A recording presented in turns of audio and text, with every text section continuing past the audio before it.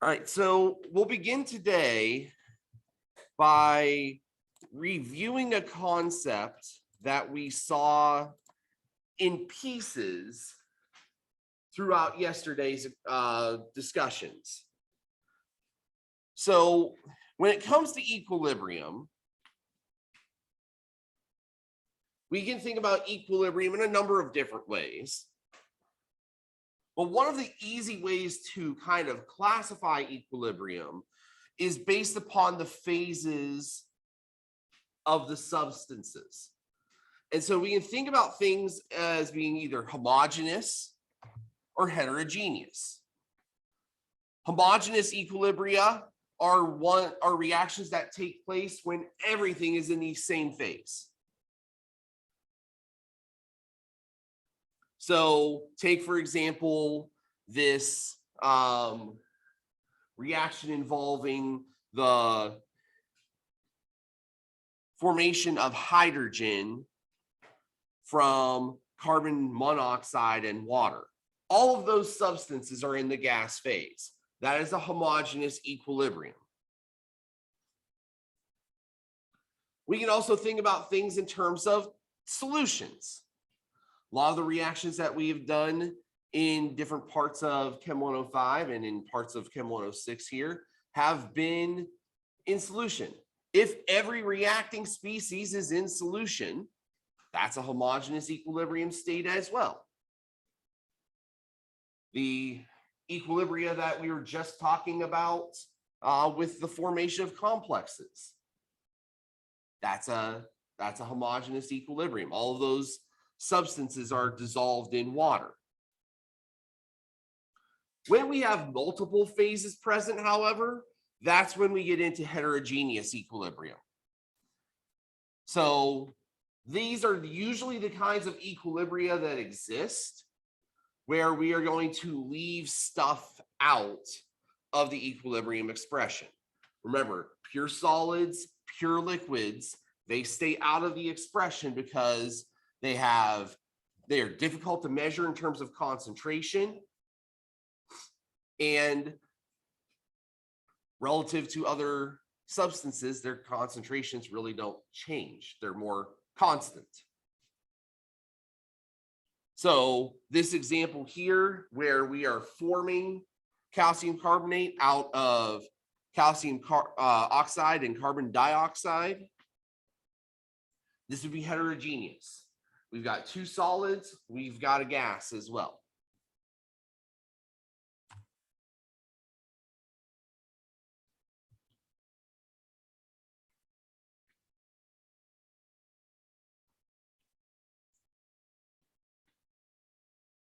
Now, as I've mentioned before, if we look at heterogeneous kinds of equilibria like this, we have to understand that the concentration of a solid is a constant value. And we can derive that constant value by looking at the density of that substance divided by its molar mass. That would give us moles per liter. And since density does not change and molar mass does not change, the concentration of the solid would never change either. And so it would be really ineffective to look at it as an equilibrium value, because we know that those values can and will change from initial reaction to equilibrium state. So since these won't, we can take them off, think about them as being rolled into this constant. We really only need to look at and worry about the concentration of carbon dioxide.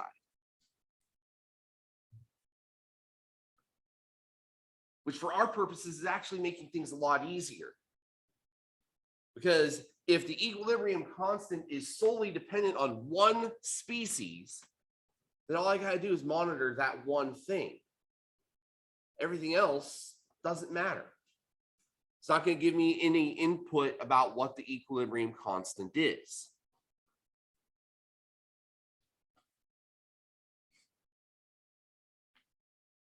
So let's take a look at this sample problem. Write an expression for equilibrium constant K for this reaction between silver metal and zinc solution to make zinc metal and silver solution.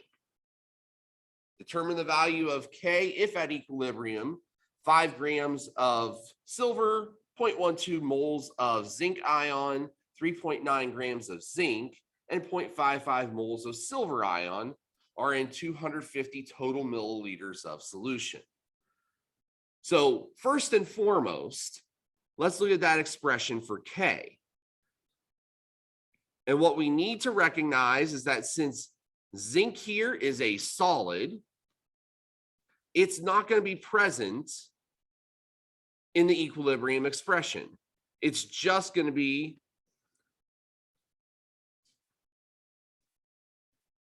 the concentration of the silver ion.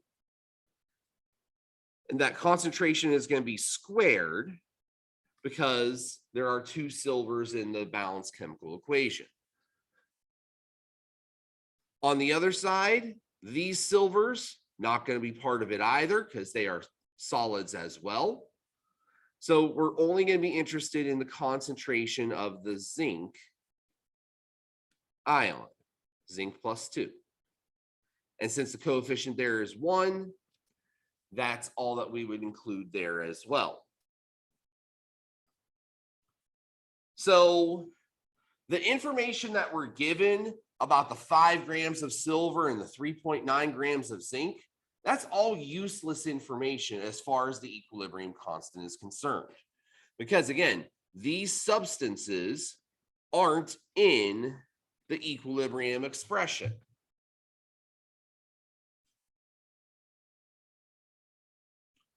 What I need to make sure that I take advantage of and that I don't forget about is that the moles that I do have for the zinc ion and the silver ion, those are in 250 milliliters of solution. So I need to make sure I convert my moles into molarity before I do anything involving this K. So for the zinc, it's 0.12 moles divided by 0.25 liters. 0.12 divided by 0.25 is 0.48 molar zinc positive 2. So my denominator here is going to be 0.48. For the silver, I've got 0.55 moles divided by 0.250 liters. 0.55 divided by 0.25 to 2 significant figures is 2.2 molar. So I've got 2.2 molar in the numerator, and I'm going to square that because my silver ion concentration needs to be squared. So to find the value of K, K is equal to 2.2 squared, which is 4.84, divided by 0.48 to 2 significant figures. That would give me an equilibrium value of 10.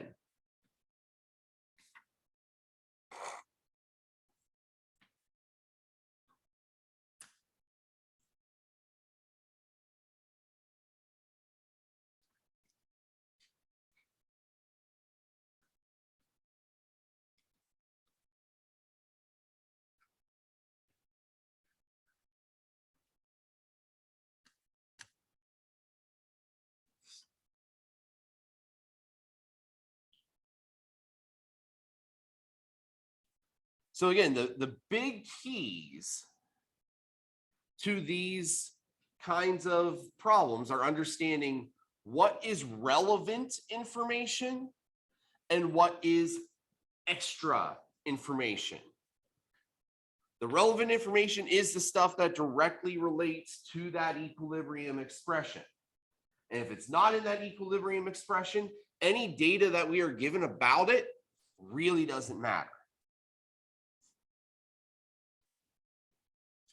All that we are establishing by the fact that we are told that there is so many grams of silver and so many grams of zinc is that we are at an equilibrium condition, or at least we potentially are at an equilibrium position, because if we have 0 grams of one of the reacting species, then there's no way we can possibly be at equilibrium, because equilibrium means that the forward reaction and the reverse reaction both have to be possible. Both have to be going at the same time. If I have 0 of one of the reactants or of one of the products, that reaction is going to proceed to make that value non-zero, even if it isn't part of the expression. Because how else would I get zinc metal if there's no silver in the reaction vessel?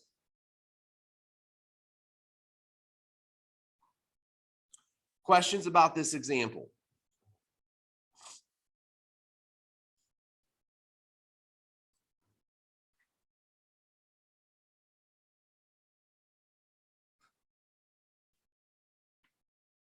Okay, so you'll have to excuse the formatting here a little bit.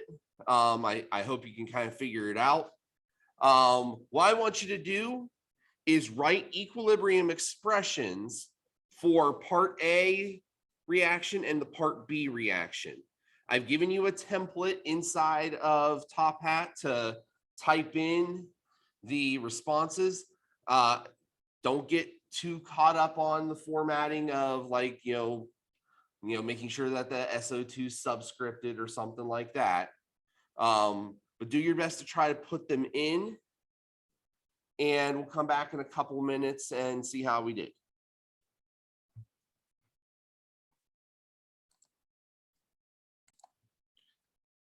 All right, so let's see how we did. So the issue here in all of these has to do with what counts and what doesn't count when it comes to an equilibrium expression. And so most of you were pretty good at excluding the solids, because almost every example that we did that had solids in it, we made a specific point of saying they don't belong. And so with that logic, we can look at this first expression and say, okay, calcium sulfite is out, the calcium oxide is out, all that's there is the sulfur dioxide. Sulfur dioxide is a reactant, so it's going to go in the denominator here.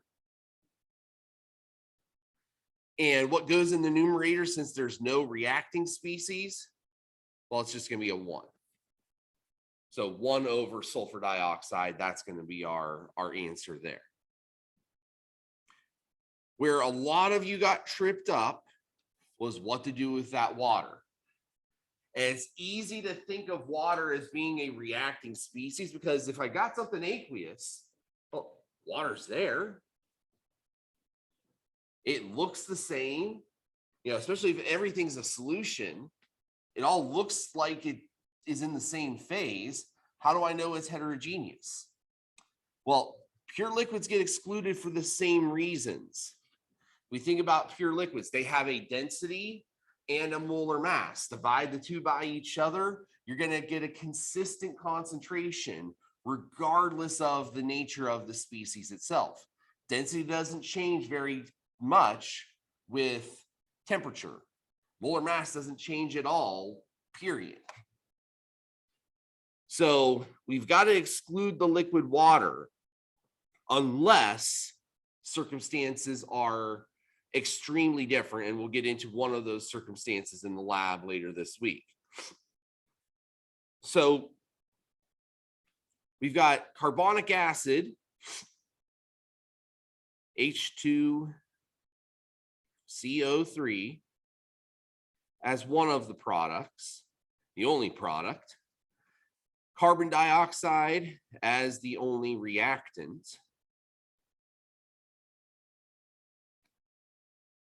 So that's what part B would look like.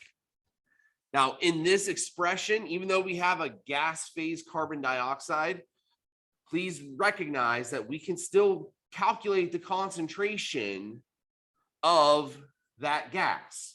We can calculate the number of moles of the gas divided by the volume of the container. That would be molarity.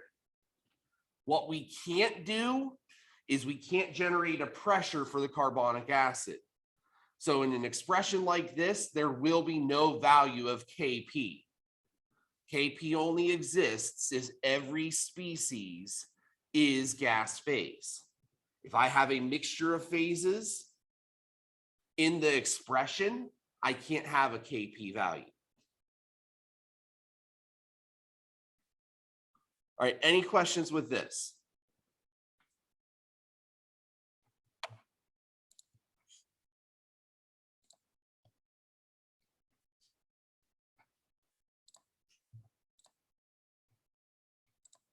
All right, so one more concept here before we take a break.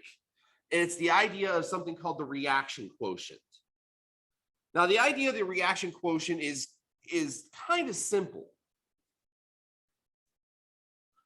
We have this law of mass action, tells us how to calculate the value of the equilibrium constant if all of our substances in the reaction are all at equilibrium. But the question is, well, what if we weren't at equilibrium? What if I just decided, okay, I've got a whole bunch of hydrogen and oxygen and water vapor. Let's just throw them all into a container and see what happens. Well, if I were looking at that reaction, and we'll just draw it up here.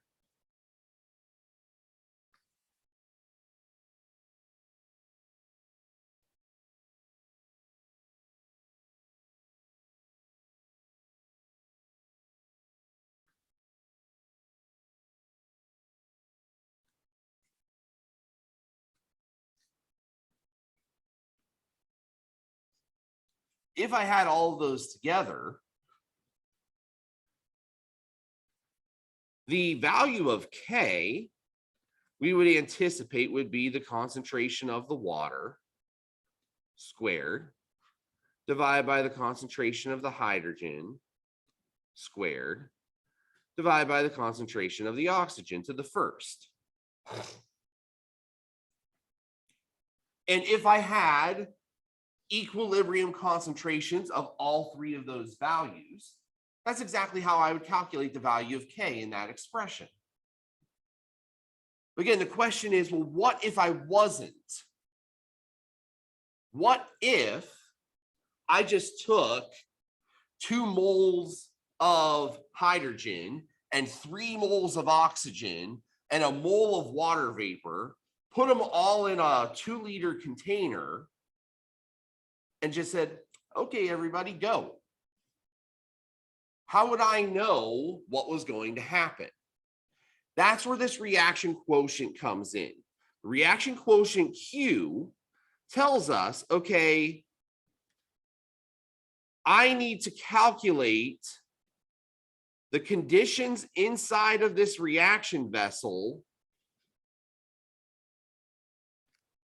at the moment of combination.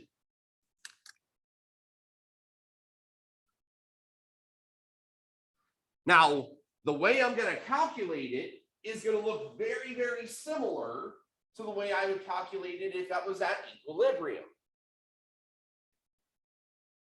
The only difference is I don't know if it's at equilibrium or not right at this moment.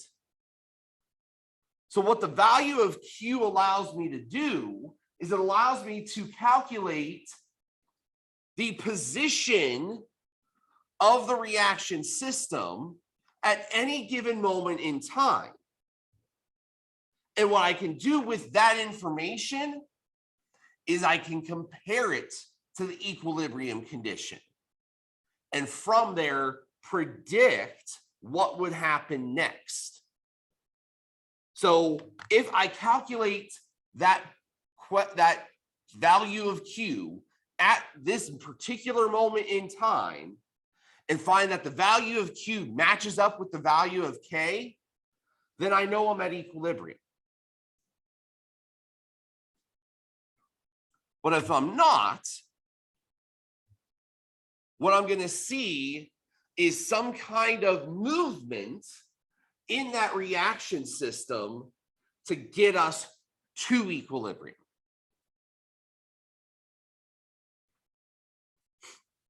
And it's all going to be based upon what that value of Q is. So if I look at this graph, on this side of the graph, we are talking about conditions where the value of Q is less than the value of K.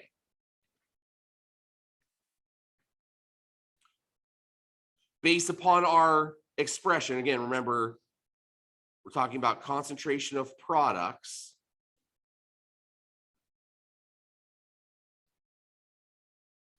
over reactants. If Q is less than K, then we would say that this system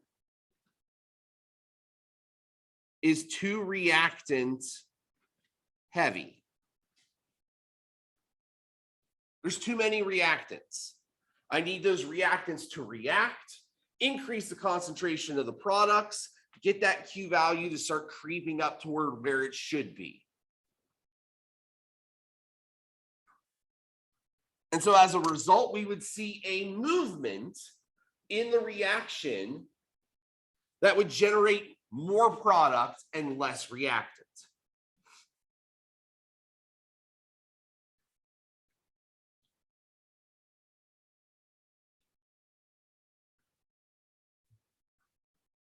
On the flip side, if Q is greater than K, we say that the mixture is too product heavy.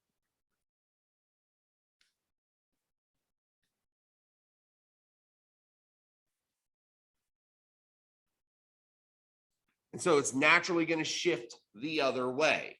I've got too many products. I don't have enough reactants. I'm going to see the reverse reaction become dominant for a little while, create extra reactant, reduce the amount of product until I get back to that equilibrium state.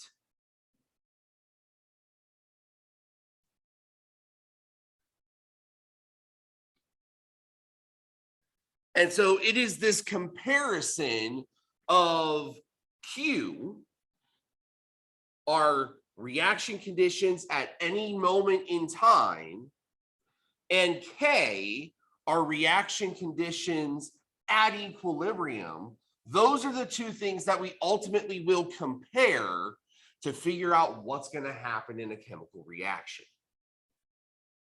Which way is it going to go? Is it going to slide to the right and give us more product?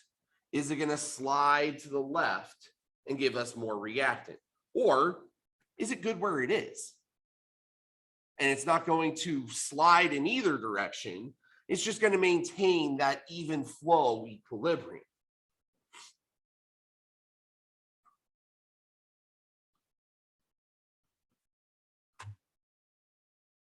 So let's do one example here, just to kind of put this into action. And then we'll go on a short break here before we hit on Le Chatelier's principle. At 2300 Kelvin, the value of the equilibrium constant for the following reaction is 1.5 times 10 to the negative third. At the instant when the reaction vessel at 2300 Kelvin contains 0.5 molar nitrogen, 0.25 molar oxygen, and 0.0042 nitrogen monoxide, is it at equilibrium? And if it isn't, where is it going to go? So, a couple of things that we've got to pull out here. First of all, we are told that the value of K here is equal to 1.5 times 10 to the negative third. Now, we are not given, or at least we can't assume that we've been given equilibrium conditions here. So what we need to do is calculate the value of Q. Q is going to be equal to the concentration of nitrogen monoxide squared over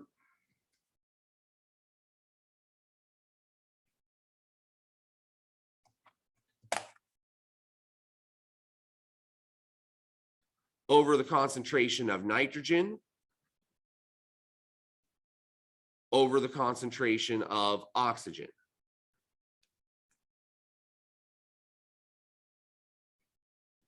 Now, we've been told values for each of these. Nitrogen monoxide is 0.0042 molar, and we need to square that.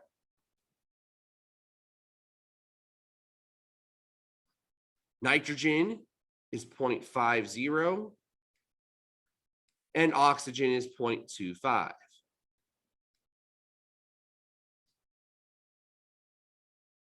So after all of that calculation, 0.0042 squared divided by 0.5 divided by 0.25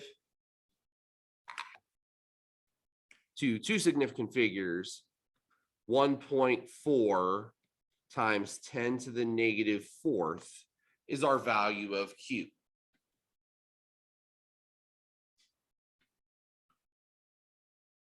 I need to compare these two values to each other, Q versus K.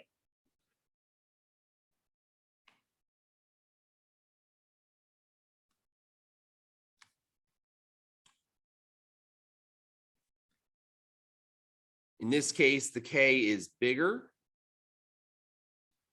And so what I'm going to write to myself are two notes here. First of all, Q is bigger than, or excuse me, K is bigger than Q. If K is bigger than Q, the conclusion I should arrive at is that this is two reactant heavy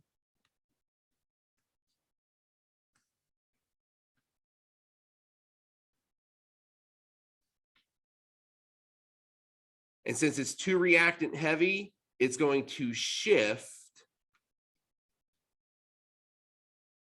toward the products.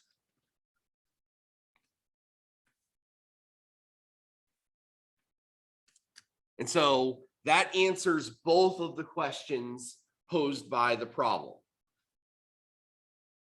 We're not at equilibrium. Q is not equal to K. And because of the way that we interpreted the relationship between the two, we know that it is too reactant heavy. And so therefore it's going to proceed to the right toward the products, favoring the forward reaction to get us to equilibrium eventually.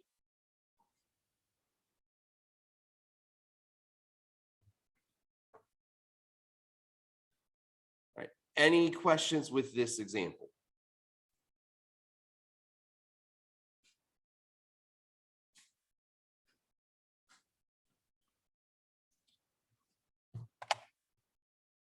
All right, then